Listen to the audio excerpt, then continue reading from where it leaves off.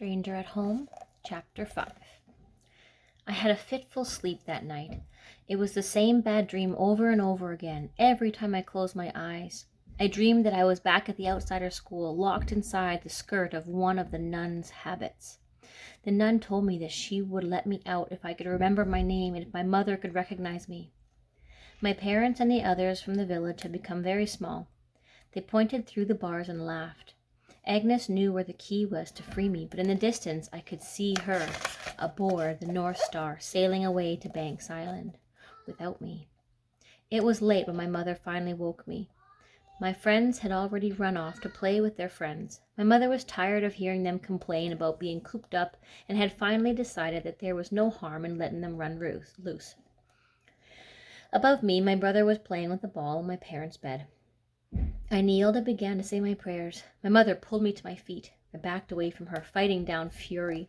How could she stop me from doing something so important? How could she condemn me to damnation along with the rest of my family? She seemed oblivious to my anger. The look on her face was eager, childlike.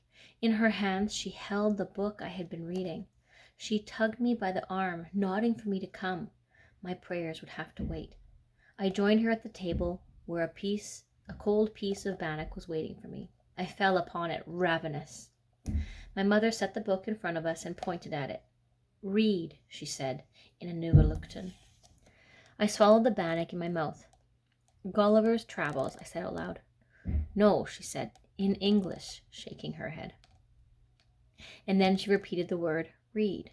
I wasn't sure what she wanted of me, so I opened the book and began reading aloud. "No," she said again, and pointed from the page to herself, me. My mother wanted me to teach her how to read, but it wasn't as simple as opening the book and doing it. She didn't even know how to speak English. How could she expect to read it? I thought for a moment while I chewed and swallowed another bite. Maybe if I taught her to write her name, she would be satisfied.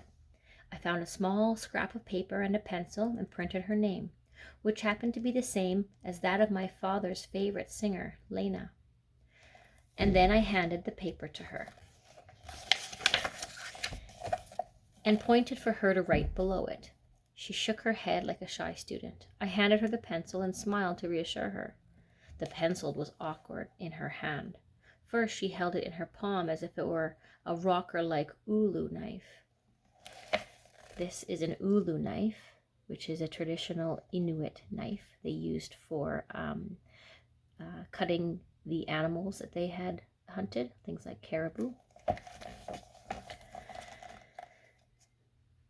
But she soon realized she could not write like that. Then she tried holding it as she would a sewing needle. She was very skilled with both of these instruments, but no one had ever taught her how to hold a pencil. She fumbled with it, and I fell to the floor. I picked it up and gave it to her again. She took it reluctantly, grasping it in her palm. I pulled it out of her hand and slipped it between her pointer and middle fingers and helped her to draw the first letter. Her expression brightened. I let go of her hand so that she could do it herself. She pressed too hard. The lead broke and the pencil went flying. I rose to retrieve it, but she crumpled and tore the paper in her hands and threw it down. I was silent.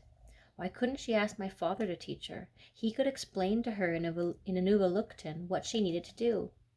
I didn't want my mother to think I didn't believe she was smart enough to learn.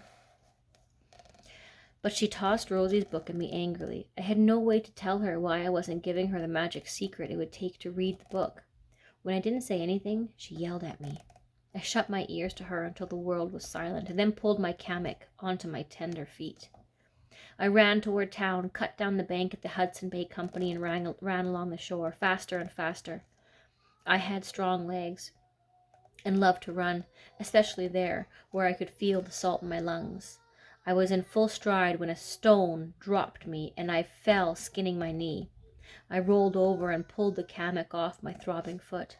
The pad near my big toe was already bruised and swollen. I had spent 2 years cursing the outsider's shoes and longing for the footwear of my people. Now that I had them, every pebble pierced the soft skin of my feet. The pain made me angry, and that gave me energy, so I stood up and ran again, ignoring the stinging in my knees and foot. I didn't stop until I reached a large tide pool. I found a place to sit and sank my throbbing, swollen foot in the cold water. Soon it felt numb. When I had caught my breath again, I realized I couldn't run anymore. So I hobbled back toward the Hudson Bay store, moving no faster than the wisp of the cloud above me. I was in no hurry to go home. Children played in front of one of the houses, but I pretended not to see them. A woman came out of her cabin and stopped me. She was friendly and chattered away. I knew her from Banks Island. She had wintered there, like my family, until her husband died. She was very old, an elder, and I didn't want to show her disrespect. She waited for my answers. At first, with anticipation, and then with annoyance, but I had no idea what she was saying. All I could reply was sorry. Disgusted by my rudeness, she threw her hands into the air and walked back into her cabin, shaking her head and muttering to herself. My mother was already angry enough. When she heard about this, I was sure I would be in trouble. Not only had I disrespected an elder, but I had also made it public that I was an outsider now. I was afraid of everyone I passed the rest of the way. I was fearful that my own people would try to talk to me and be angry when I couldn't answer. And I was even more fearful of the 2 English-speaking missionaries I saw standing outside the small log cabin church. I was scared that they would take me into that dark church and make me kneel and pray to make up for being a bad daughter, for doing something to embarrass my parents, and more importantly, for not convincing them to say grace.